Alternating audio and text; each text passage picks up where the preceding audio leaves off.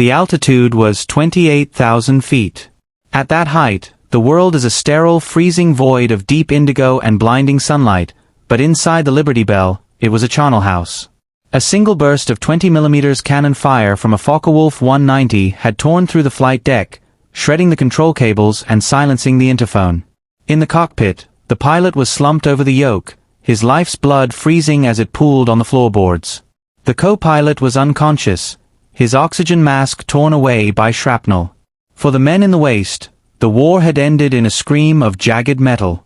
The bomber, once a proud roaring fortress, was now a ghost ship, a four-engine tomb drifting through the flak-pocked sky over occupied France. But in the very back, isolated by 30 feet of narrow, freezing fuselage, Staff Sergeant Leo Thorne was still alive. The tail gunner's position on AB 17 was always a place of lonely terror. You didn't sit, you knelt on a small padded bench, peering out through a plexiglass cone that felt less like armor and more like a target. To the rest of the crew, you were Tail End Charlie, the man who watched the world they were leaving behind. Thorne was currently trapped in that glass bubble. When the cannon shells hit, the jolt had nearly thrown him from his perch. He had keyed his mic, calling for a status report, but the only answer was the hollow, rhythmic hiss of his own oxygen regulator. No, all clear from the waist. No bandits at 6 o'clock, from the top turret. Only the wind whistling through the new holes in the fuselage. Thorne tried to crawl forward, but he stopped when he saw the state of the waist. The wind was howling through a massive gash where the side door used to be. He could see his crewmates, men he had played poker with in the barracks just 10 hours ago, motionless in the red-stained snow that had formed inside the plane. He was alone. At 24 years old, Leo Thorne was the captain, the navigator, and the sole defender of a dying giant. The Liberty Belle began to lose its place in the formation. As the engine sputtered and the pilot's dead weight pushed the yoke forward, the bomber slipped into the coffin corner, the vulnerable space behind the combat box where stragglers went to die. The German pilots, circling like sharks that had caught the scent of blood, saw the silver B-17 drift wide. They knew what it meant. A straggler was easy prey, a confirmed kill waiting to be claimed. Thorne scrambled back into his turret. His hands were shaking, not from fear, but from the onset of shock. He checked his twin .50 caliber Brownings. They were cold, heavy, and indifferent. He looked out at the horizon and saw them, 3 specks turning in a wide arc, lining up for the finishing move. They were coming for the kill, assuming the tail turret was dead. They didn't know that inside that glass bubble, the last man standing had stopped praying for survival and had started looking for a target. Thorne gripped the spade handles, his eyes narrowing behind his goggles. The Liberty Belle might be a ghost ship, but she still had teeth. The first pass was a blur of steel and fire. The lead Messerschmitt, confident that the Liberty Belle was a defenseless hulk, banked lazily into a pursuit curve, presenting a massive silhouette. Thorne didn't wait. He squeezed the spade triggers, and the twin .50 calibers roared to life, the tracers arcing out like white-hot needles into the thin air. The German pilot, startled by the sudden wall of lead, jerked his stick, his shells walking across the B-17's tail surface. One of those shells exploded against the armor plating just inches from Thorne's head.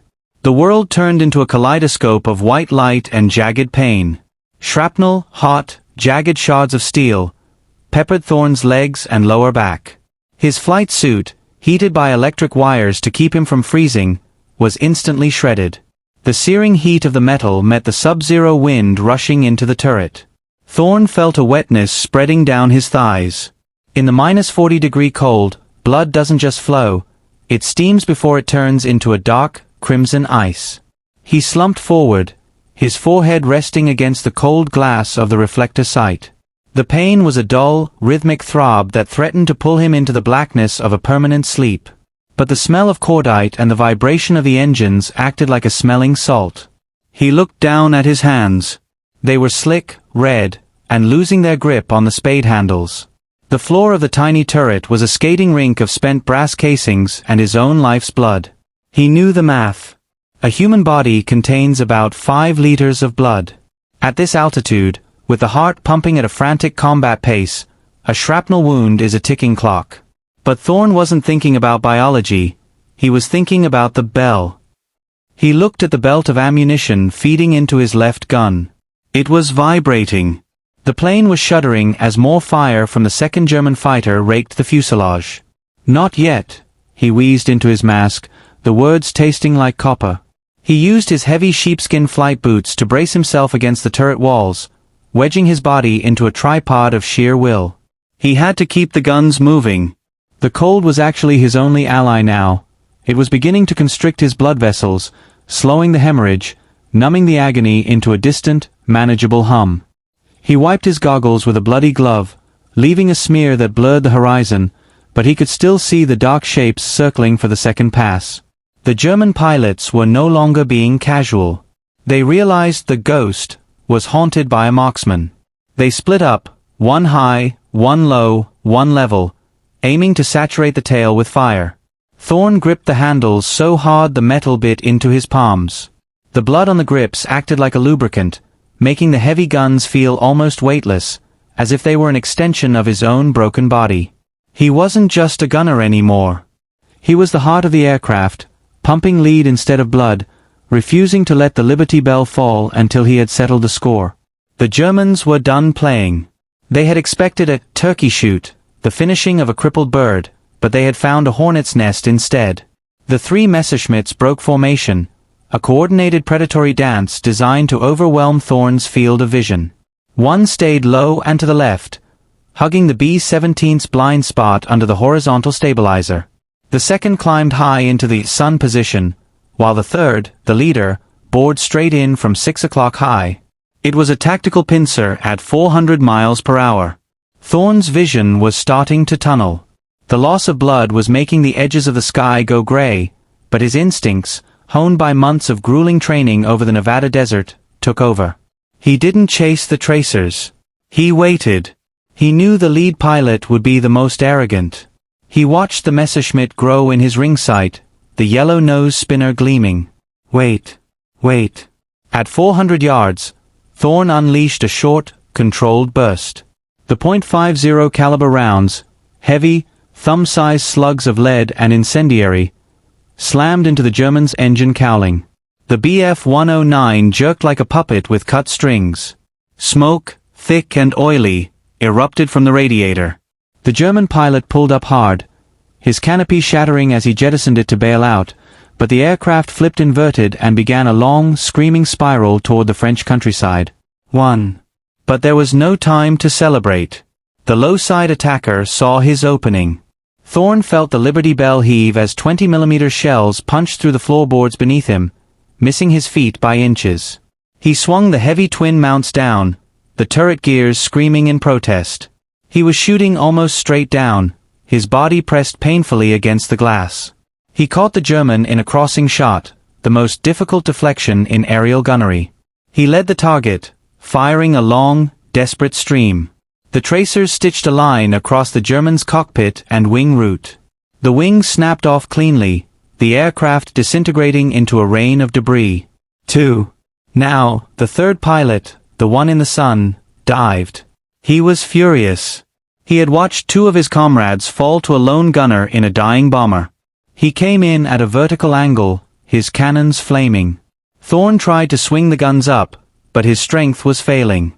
His left arm was numb, the shrapnel wounds finally winning the battle against his adrenaline. He couldn't lift the mounts fast enough. He watched the German's wings flash with fire. The tail of the Liberty Belle disintegrated.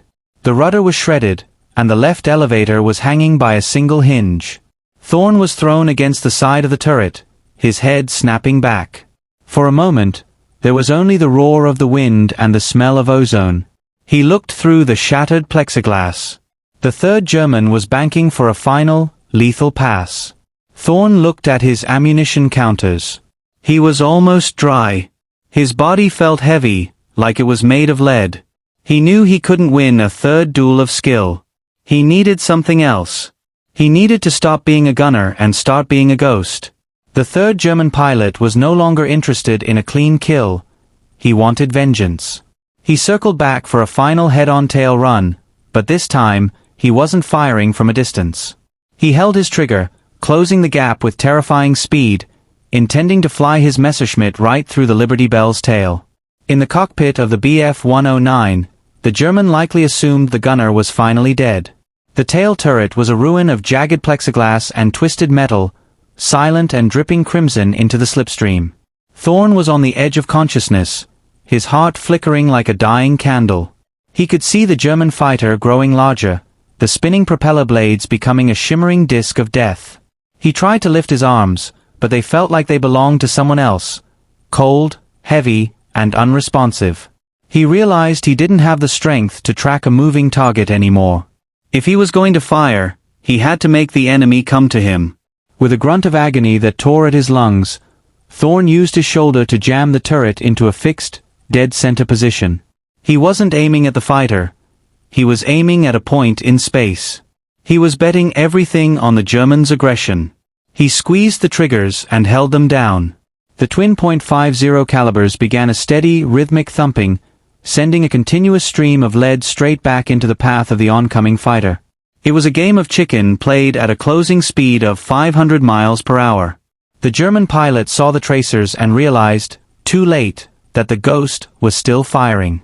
To avoid the stream of lead, the German dived, but Thorne's fixed fire had forced him into a desperate maneuver. The Messerschmitt swept under the B-17's tail with less than 3 feet to spare. The turbulence was so violent it nearly flipped the Liberty Belle over. Thorne felt the shadow of the enemy plane pass over him like the wing of a dark angel. The roar of the German's Daimler-Benz engine was so loud it drowned out the B-17's own dying scream. The German pulled up, but the near miss had unnerved him. More importantly, Thorne's steady fire had clipped the fighter's radiator during that frantic dive. A long, white plume of coolant began to spray from the Messerschmitt's belly. The German pilot, realizing his engine would seize within minutes and seeing the resilience of this cursed bomber, finally broke off. He dipped his wing, a gesture of frustrated respect, and turned for home. 3. Thorne watched the speck vanish into the haze. He had won. He was the last man standing in a graveyard of clouds. The adrenaline, which had been the only thing holding his soul inside his body, began to evaporate. The spade handles slipped from his bloody fingers. The cold, once a stinging enemy, now felt like a soft, heavy blanket. "I got him, boys," he whispered, though there was no one left to hear him. As the Liberty Belle drifted deeper into the silent, frozen sky, Thorne's eyes finally closed, and he slipped into the dark. With Leo Thorne unconscious in the tail and the flight deck a silent tomb, the Liberty Belle should have entered a terminal death spiral. Usually, when a B-17 loses its human touch, the torque of the engines or a stray gust of wind sends the 70,000-pound bomber into a graveyard spin that ends in structural disintegration. But as the third German fighter vanished, something miraculous occurred within the shattered cockpit of the flying fortress.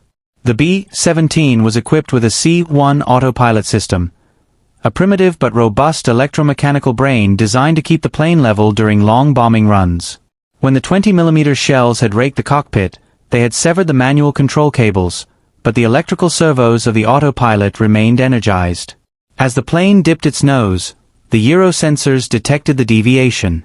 Hidden deep within the fuselage, the Ghost in the machine hummed to life.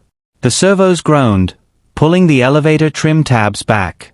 The Liberty Belle leveled out at 20,000 feet, her 4 Wright Cyclone engines thundering in a steady, defiant drone. The bomber was no longer a weapon of war. It was a self-preserving organism. It began a long, shallow descent toward the English Channel. Without a navigator to plot a course or a pilot to adjust the throttles, the plane simply flew straight. By sheer cosmic luck, the heading was west-northwest. The wind, which usually battered formations out of alignment, was a steady tailwind that day, pushing the Ghost ship toward the white cliffs of Dover. Inside the waist, the frozen air kept the life support systems of the unconscious co-pilot barely functioning, but it was Thorne, bleeding out in the back, who was the mystery. The altitude was dropping slowly, 400 feet per minute. As the plane reached the thicker oxygen-rich air at 12,000 feet, the automatic pilot continued its tireless work, fighting the damage to the rudder. The Liberty Belle crossed the French coast, unseen by flak batteries hidden in the fog. The miracle wasn't just that the plane was flying, it was that the plane seemed to be waiting. It flew for 2 hours across the grey waters of the Channel, a silver speck carrying a cargo of the dead and the dying. When it finally reached the English coastline, the engines began to cough. Fuel was critical. The autopilot, sensing the loss of airspeed as the number 2 engine feathered itself, adjusted the trim one last time. It guided the Liberty Belle toward a flat stretch of marshland near a Royal Air Force secondary field. The landing wasn't a touchdown, it was a controlled crash. The bomber bellied into the soft mud, the mud acting as a brake, the fuselage groaning but holding together. When the propellers finally stopped spinning and the steam hissed from the radiators, the silence returned, but this time, it was the silence of the earth, not the void. When the RAF rescue teams reached the mud-caked wreckage of the Liberty Belle, they didn't expect to find a heartbeat. The bomber was a sieve of jagged metal, the interior smelling of hydraulic fluid, spent cordite, and the metallic tang of blood. They moved through the waste, confirming the grim reality of the crew, until they reached the tail. There, wedged into the shattered glass bubble, was Staff Sergeant Leo Thorne. He was grey, cold to the touch, and soaked in frozen crimson. But as a medic reached for his pulse, Thorne's eyelids fluttered. The medical report that followed would become a case study in the limits of human endurance. Thorne had sustained over 40 separate shrapnel wounds. His legs were a road map of lacerations, and he had lost approximately 40% of his total blood volume. In any other environment, he would have been dead within 20 minutes of the first hit. But Thorne had been saved by the very thing that tried to kill him, the brutal, sub-zero temperatures of the stratosphere. Military surgeons later theorized that the -40 degrees Celsius air had induced a state of therapeutic hypothermia. The extreme cold had acted as a natural vasoconstrictor, shrinking his blood vessels and thickening his blood into a sluggish syrup, effectively self-tourniqueting his wounds. His metabolic rate had slowed to a crawl, protecting his vital organs from the shock of blood loss. He had essentially been flash-frozen into a state of suspended animation while his adrenaline kept his heart pumping just enough to stay on the guns. But the physical wounds were only half the mystery. The psychological shock of operating as the last man standing, while surrounded by his fallen friends, should have induced a catatonic state. Instead, Thorne had displayed a hyperlucidity, a survival reflex where the brain discards all emotion and focuses entirely on the mechanical task of defense. Doctors called it a dissociative survival spike. To Thorne, the world had narrowed down to the ring sight and the trigger, a focus so intense it had overridden his body's own signals of terminal failure. Thorne spent 6 months in a military hospital, undergoing dozens of surgeries to remove the steel that had become part of his body. He walked with a limp for the rest of his life, a permanent reminder of the day he held the sky alone. He rarely spoke of the 3 fighters he downed. To him, the revenge wasn't about the kills, but about the fact that the Liberty Belle had brought him and his brothers back to friendly soil. The story of Leo Thorne remains a testament to the ghost in the machine, the inexplicable moment where human will and mechanical engineering converge to defy death.